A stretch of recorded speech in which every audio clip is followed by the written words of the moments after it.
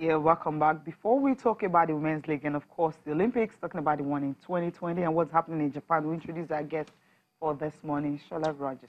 Good morning. It's good to have you. Good morning, guys. It's a pleasure to be here. How are you doing?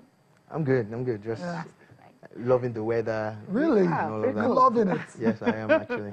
Even Not everyone though is actually loving it. you don't mind the havoc it's causing on the roads. No, I was talking about the weather. The weather, not the aftermath of it. Not the effects of the weather. A beautiful, at least. But it's good to have Shola. I think it's only right we get Shola's reaction to.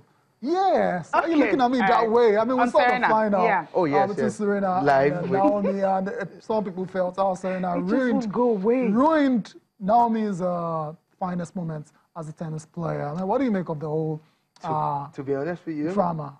To be honest with you guys, it was shocking. It was something I'd never seen before. I've been following sports for a couple of years now. It's something I've never seen before. And I had to do a little bit of research and look into like allegations really baseless, you get. But even if Serena had something to say, I don't think that was the best way to go about it. Okay. It's changing. The discourse is changing from, the rules, because I'd like to be guided. So what does the rules say? Then the rule on coaching, actually, she violated it. And this is how it happened. It wasn't her. It was her coach. Yeah. But the rule says that once that guy does that, she's the one that's going to pay the penalty. Exactly. So she felt slighted by that, but the rule is the rule, you get. And now it's looking funny because the WTA are supporting Serena. Of course. They're the women's association. While the ITF are supporting Ramos, the umpire and all of that. So yeah, because that's the rule. The rule is the rule. They make the rules. Yes, and okay, I saw a video of Venus having the same issue with the same umpire. And what happened in that one? It's the same thing. It was the same kind of violation and everything. But there was no point. But there was no point deducted and everything. But we're talking about the finals and everything. Let's not take it away from Naomi Osaka. Okay. Naomi played a great game. I felt like crying. I had to tweet. I said, it looks like young Serena playing old Serena. Yeah. That's she played a better game, and doesn't take anything away from Serena. She's still one of the greatest tennis players out there, regardless of what happens. Okay, regardless. Right. We'll end at that. But that's the new girl. Yeah, that's a happy. Yeah, she's the one.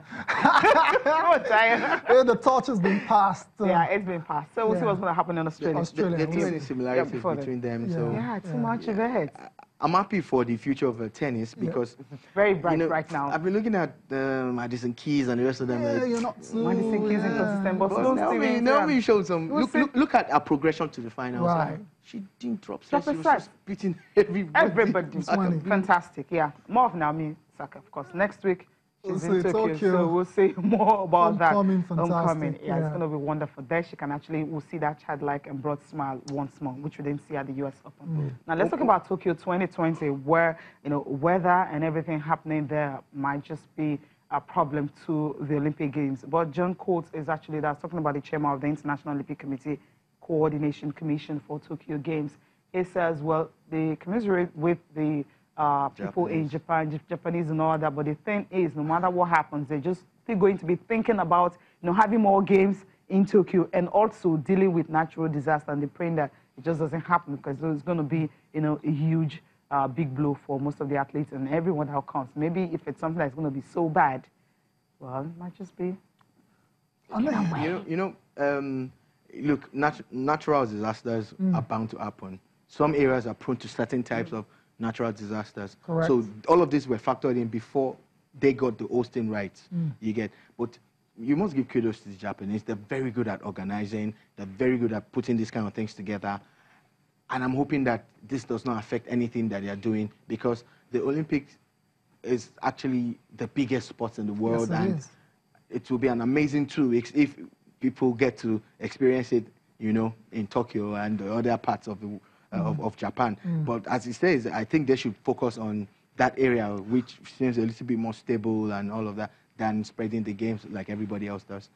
It's scary though. I mean, scary. Natural disasters, how do you deal with it? There's been a typhoon, deadly one. Because there's been an earthquake. If you get hit by those things, regardless of the magnitude of the earthquake, it affects everything. The tremors, there will be aftershocks. After the aftershocks, we're talking about delays in flights, a whole lot of things. Buildings are going to be tested, all of that, you know. But they have started building years ago. Most of their structures are built with that in mind, you know. So I hope it doesn't affect the Japanese. I hope so, because they've invested a lot of money in it. More games, more athletes, and of course, it's going to be one of the biggest ever. You know, talking about the Olympics. Let's hear from John Coates now talking about that. Whenever I come here, another natural disaster has occurred. We had the typhoon and the flooding in your western region before the last meeting, and then last week again you had an earthquake in Hokkaido, and again massive loss of life. And on behalf of President Bark, I convey our deepest condolences in the context of these natural disasters, that not only are you planning for a Games that's going to have the most number of sports ever, not only are you planning for a Games that will have the most events, but you're also, sadly, in your planning, having to take into account the potential for some of these disasters that seem to beset your country.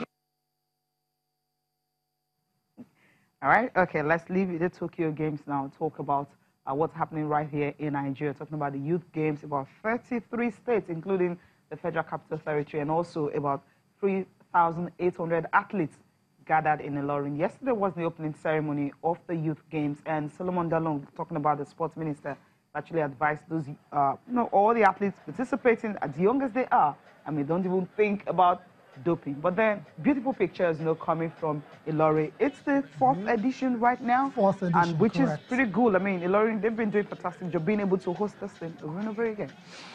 It's one of the best things that's ever happened to Nigerian sports, focusing on grassroots sports development. Right. We seem to focus too much on elite sports, neglecting this angle, and we have suffered for it. We have paid the price. As it stands now, thank God that Nigeria... Thank God that Nigeria I mean, he's trying to, just add fun to it. What's it doing? Well, he's the Minister for Youth and Sports. So it's just basically identifying with them that, look, it's not just sports, you're talking youth and sports. So it's a good thing that he has come to this level. He has no hairs around him. I'm really happy that he's done that. But I'm more concerned about the way Ilorin has been consistent, the way the Ministry of Sports have 4 years back to back. We've never had it this good in Nigerian sports. I tell you, 4 years back to back. Some of the people who actually won, the kids who won from last year, went to the African Youth Games to get qualified to go to the Olympic Youth Games, the Youth Olympic Games, the YOG, which is coming up in a few a few weeks' time, a few days' time. So this is good because we need to get that talent pool, we need to create that database, and we need to tap into it. Team Delta on the screen there, perennial champions, even at the senior level. It shows that they are really doing something, and I'm happy. I saw the screening for the Southwest from a distance. I was somewhere in Abeokuta. I saw the screening, and I was impressed. I'm like, this is how serious they also take this thing. They're really weeding out 8 cheats, So that's very important. It's not supposed to be a win at all costs scenario. It's about exposing these kids and their talent to the world. So kudos to the Federal Ministry of Sports. Kudos especially to the people, Demola Are and his entire team. I must single them out. Yes, and they've been consistent, and it's been great. It's been beautiful. God bless these guys. They should do more. They should do more, especially talking about the usual one.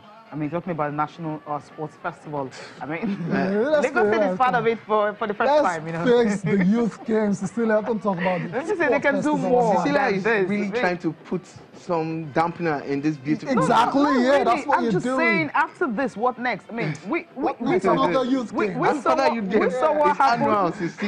We understand what you guys are trying to say. Is another youth games. What I'm saying, after this, what next? Especially when you know that at the Continental Cup, I don't remember, Strava. What happened? I mean, Nigeria's 4x100 meters really have to draft Talou to join the 4x100 meters relay women for her to like complete the squad for Nigeria because we came late. Okay. So we're saying if you've been able to. Cecilia wants us to go there. If you've been able to announce. Cecilia wants us to go there. So let's just advise. I don't want to go there, but let's just advise. This is it. You're making a lot of sense. Look at the way. I don't know what arrangement they have with Kwara State, but look at the way it's been consistent. You know, the youth games. It's annual. Most countries that do this kind of things do them biannually or every 4 years or whatever. It's annual. If we continue for the next 10, 12 years, look, this country will be replete with talent. I know. Now, what happened after that? At the senior level, which is the national... That one. Yeah, call it now. Come on. The National Sports Festival. Right, yeah. You get...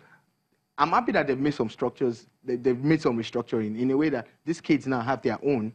Then no more elite athletes, you understand? Let's have grassroots people who are over 15 come to this place and also do this. Yeah. We are hosting international tournaments. We're hosting marathons all over the place. So let us also look for other states who can actually key into this and have it, you know, a renewal plan that every 2 years or every 4 years or whatever, let's have it. We need support from everybody, corporate and political and government and everybody. Everybody must come on board. Of course. But we will not go into this thing. Okay, we'll leave it right there. Thank you for the advice, right? Let's hear from the sports minister now, talking about the games and also on how the youth can actually, you know, Shun drop. The National Youth Games has contributed immensely to sports development in Nigeria by providing a level playing field for young athletes aged 15 years and below to achieve their potentials in sport. This target of this year's edition of the Games, as in the previous ones, remains the production of commendable young athletes that will represent the country at various international games in the near future with a view to replacing our present crops of aging elite athletes. Athletes who turn out to be world beaters have done so through hard work. Those who cut corners by embracing performances-enhancing substances invariably ended up being disgraced, thereby bringing shame to their families and their countries. I encourage you to choose the path of hard work so that you can bring honor to yourselves and your country. Avoid the use of drugs to achieve podium performance, because any athletes who need drugs to be stronger, go faster and jump higher is only preparing themselves for a mighty crash. Yeah, that's the sports minister there talking about Solomon Dalung just being part of it, and of course for the youth. After this, what next? That's always the big question. Hopefully they can harness the talent, and hopefully we can see 1 or 2 at Tokyo 2020. They're not too young to be there. We all know that. Must be a prodigy to get to Tokyo at this stage. Let's move on now from... We've seen 30-year-old swimmers at Togo, remember, right? Must be a prodigy. Must be exceptionally... You guys are both correct, good. Because, yes, we've seen people who are extremely young, depending on... Especially for gymnastics and certain sports now. Look, the age, it doesn't really matter. You need to be extremely young. Once you're good, you get a wild card, you get in. And remember that there's a benchmark for qualification. That's so she's already factoring that in to say, we hope they get there. Because if they qualify, regardless of their age, we need to expose them. But they have to be like Olympics is exceptional. Open. That's what I'm saying. So you guys are saying the same thing. They will be exceptional. All right, we're going to break now. We'll come back, talk about the IT Cup and, of course, Super Eagles.